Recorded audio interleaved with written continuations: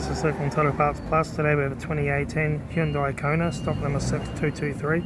This ran from the 9th 2017 to the 10th 2020. It has a G4FJ 1.6 litre turbo petrol engine backed by a 7-speed automatic transmission. This is a G4FJ 1.6 litre turbo petrol engine.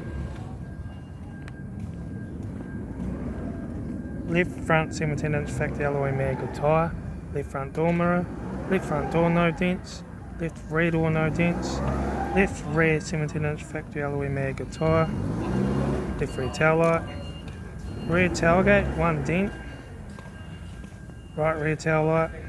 Right rear 17-inch factory alloy mag with tyre. Right rear door no dents. Right front door no dents. Right front headlight. Right front 17-inch factory alloy mag with tyre. Right front door mirror. Right front door carb. Right front master switch. Center console lid.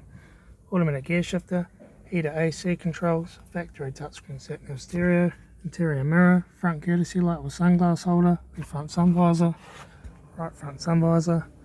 Factory 3-spoke vinyl steering wheel. Instrument cluster.